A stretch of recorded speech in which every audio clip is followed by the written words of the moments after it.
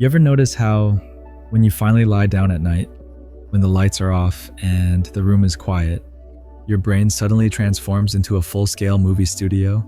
Not a small indie production either. I mean a big Hollywood blockbuster with explosions, cliffhangers, dramatic music, and endless sequels. And guess who always gets cast in the starring role? You. Every single time, it's you playing the tragic hero, running through disaster scenarios that haven't even happened and probably never will. And it's funny in a strange way, isn't it? Because if worrying were an Olympic sport, most of us would already have gold medals stacked up on the shelf. We're naturally gifted at it. We can turn the most ordinary day into a psychological thriller, complete with villains, betrayals, catastrophes, and ironic plot twists. Netflix would look at the scripts in your head and say, "Wow, we could make a whole streaming platform just from your imagination." But here's the catch. Why do we do this to ourselves? Why does the mind insist on running these endless reruns of things going wrong? Here's the uncomfortable truth. Worrying feels productive. It feels like you're being responsible, like you're preparing, like you're thinking ahead. Somewhere deep down, you convince yourself that imagining every possible disaster is the same thing as preventing it. You call it caution. You call it strategy. You call it being prepared. Except, none of it actually prepares you. Imagining 47 ways your first date tomorrow might crash and burn doesn't guarantee success. If anything, it makes you so tense, so on edge, that you end up sabotaging yourself before the evening even begins. Worry doesn't make you ready. Worry just makes you tired. It's almost like training for a survival reality show that you never signed up for. You walk through life with your shoulders tight, your breath shallow, constantly bracing yourself for the jump scare that never arrives. And what happens? You waste all your best energy preparing for a scene that only exists in your head. You rehearse pain that never comes. And by the time you realize it, your energy's already gone. See, that's the real cost of worry. It robs you of clarity. It clutters your mind with noise. It's like trying to drive with the parking brake on. Sure, the car still moves, but it drags, it resists, it overheats, and eventually the engine, your mind, your body, your spirit, just burns out. And here's the quiet truth most people don't realize until years later. 90% of the things you worry about never even happen. Think about that. Half your life, maybe more, spent rehearsing for impacts that were never on their way. You delay conversations. You turn down opportunities. You back away from love or friendship, all because you were convinced disaster was just around the corner. And then, when you finally look back, you realize most of those disasters lived only in your imagination. It's like refusing to eat at a restaurant because you're scared you'll spill your drink. And then you end up staying home and spilling your drink anyway. Life is ironic like that. So let me ask you this. When was the last time worrying actually improved your life? When was the last time lying awake at 3 a.m., running every possible scenario gave you peace, or clarity, or even a useful solution? Never. Not once. Worry never gave you answers.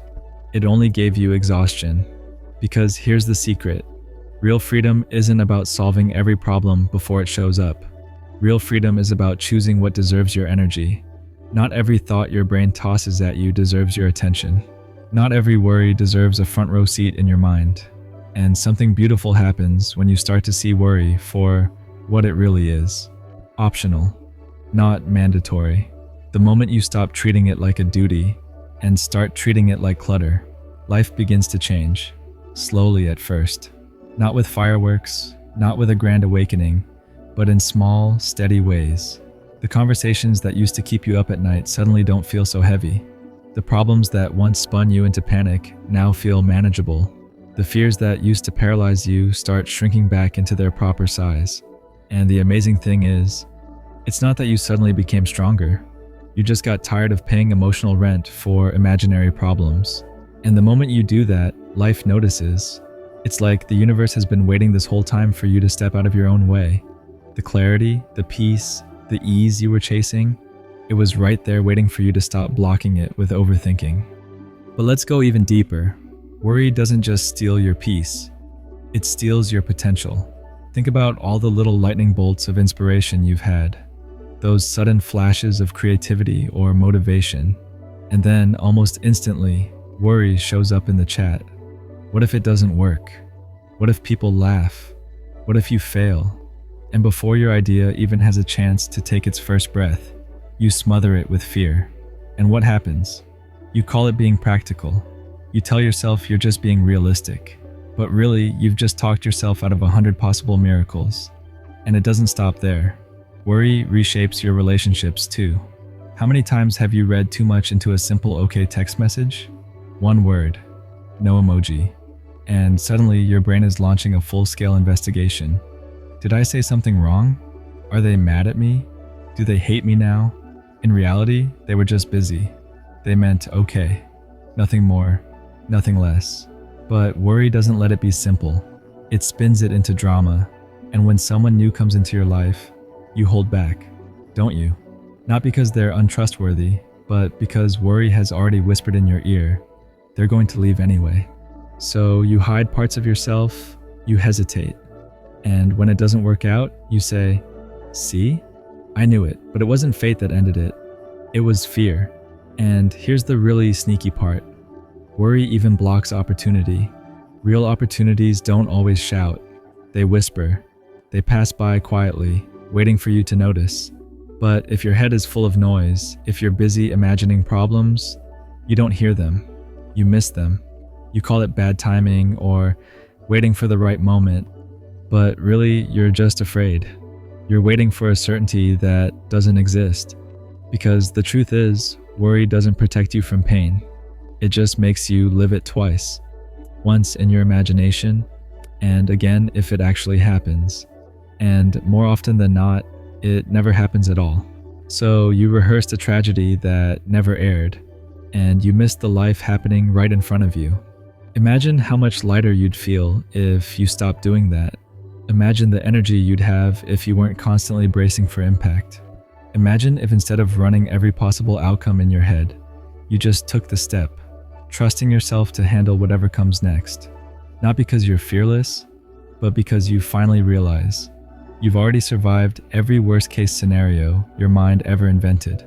And here's something worth remembering. When you look back on your life, your biggest regrets won't be the mistakes you made.